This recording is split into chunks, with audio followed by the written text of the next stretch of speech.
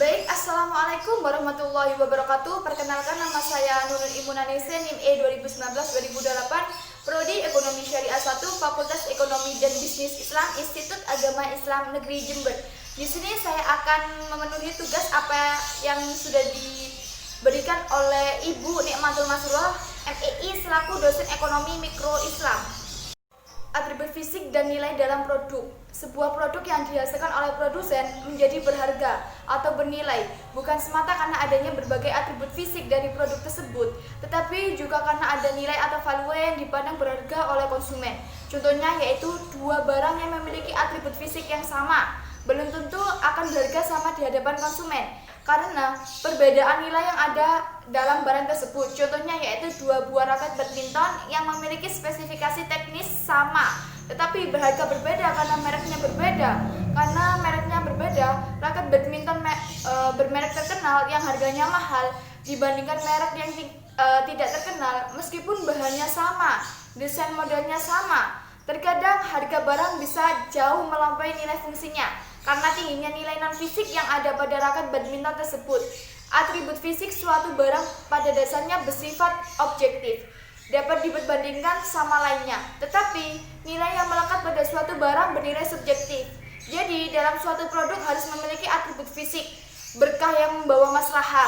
Dengan cara pandang tersebut, maka kuantitas produk diekspresikan sebagai berikut. QM sama dengan QF sama dengan plus QB, di mana QM adalah barang yang memiliki maslahah, QF adalah atribut fisik barang, QB adalah berkah barang tersebut.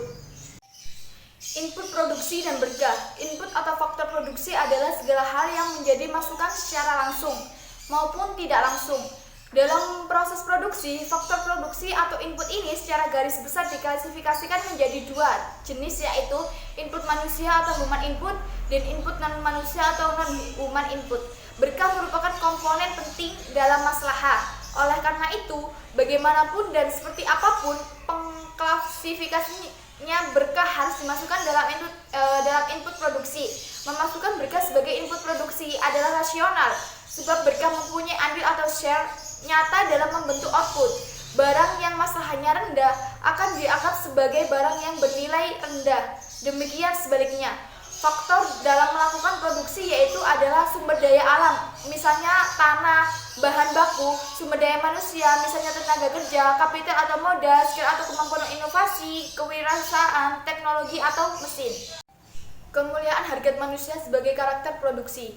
Tujuan dari produksi untuk menciptakan maslahah yang optimum bagi konsumen atau bagi manusia secara keseluruhan. Karakter penting dalam perspektif ekonomi Islam adalah perhatiannya terhadap kemuliaan berkat manusia. Karakter ini membawa implikasi penting dalam teori produksi. Contohnya yaitu memandang kedudukan manusia, khususnya tenaga kerja dengan kapital atau finansial kapital. Substitusi antara manusia atau tenaga kerja dengan kapital dibagi menjadi dua jenis, yaitu substitusi yang bersifat alamiah, natural substitution, yaitu penggantian tenaga kerja dengan faktor produksi lain yang terjadi secara alamiah. Contohnya ketika melakukan proses produksi secara manual, tenaga kerja yang dibutuhkan banyak. Yang kedua yaitu substitusi yang dipaksakan atau forced substitution, yaitu ketika ketersediaan tenaga kerja masih cukup banyak, tingkat upah yang manusiawi juga masih bisa dijangkau, dan perusahaan tidak dalam kondisi darurat, maka penggunaan kapital untuk mensubstitusi tenaga kerja. Eksplorasi dan pembentukan konsep produksi. Nilai dan prinsip pokok produksi adalah profesional dan prinsip kerja. Yang pertama yaitu amanah, adalah salah satu nilai penting dalam Islam yang diturunkan dari nilai dasar khilafah yang harus dijunjung tinggi. Maksudnya, amanah ini adalah penggunaan sumber daya ekonomi untuk mencapai tujuan hidup manusia atau falah. Yang kedua yaitu profesional, adalah setiap muslim dituntut untuk menjadi pelaku produksi yang profesional, yaitu memiliki profesionalitas dan kompetensi di bidangnya, dan segala sesuatu urusannya harus dikerjakan dengan baik. Yang ketiga yaitu pembelajaran sepanjang waktu. Untuk efisiensi, adalah setiap tenaga kerja sudah memenuhi standar minimum dalam melaksanakan produksi.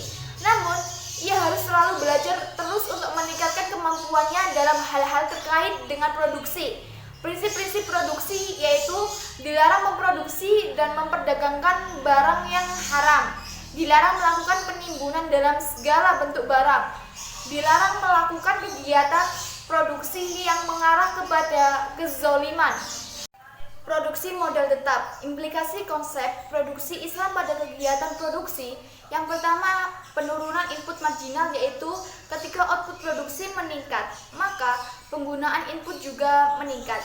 Namun, jumlah tambahan input untuk memproduksi satu unit output ini, yaitu marginal input, semakin lama akan semakin menurun sebagai akibat dari adanya efek learning curve.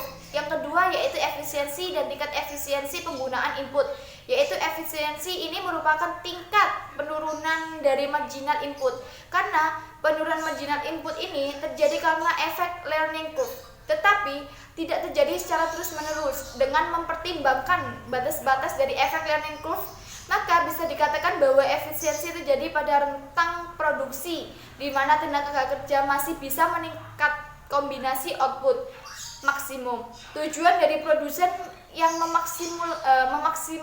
memaksimumkan masalah bisa diekspresikan menjadi M sama dengan F X, Y itu kadar input yang dihadapi oleh produsen diasumsikan konstan, sehingga fungsi kendalanya I sama dengan I kecil X D. Karakter ini penting produksi dalam perspektif ekonomi Islam, karena konsep teknologi berproduksi konstan dalam arti bahwa teknologi yang digunakan adalah teknologi yang memanfaatkan sumber daya manusia sedemikian rupa sehingga manusia tersebut mampu meningkatkan harkat kemanusiaannya. Karena permasalahan produksi bukanlah mencari teknologi berproduksi sedemikian rupa sehingga memberikan keuntungan maksimum, melainkan mencari jenis output apa dari berbagai kebutuhan manusia yang bisa diproduksi dengan teknologi yang sudah ada tersebut, sehingga diperoleh maslahah maksimum.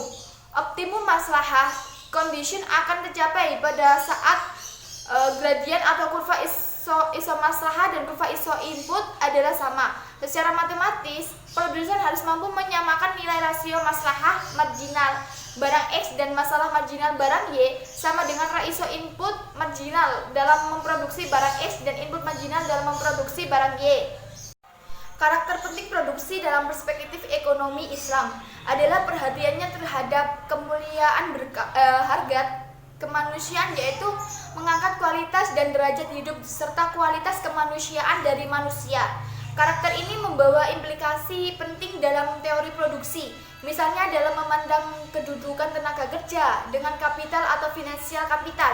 Substitusi yang dipaksakan antara tenaga kerja dan kapital tidak mendapat pembenaran dalam Islam. Substitusi secara alamiah dapat terjadi setelah ada efek learning curve. Sekian dari saya. Apabila ada salah kata, saya mohon maaf yang sebesar-besarnya. Wassalamualaikum warahmatullahi wabarakatuh.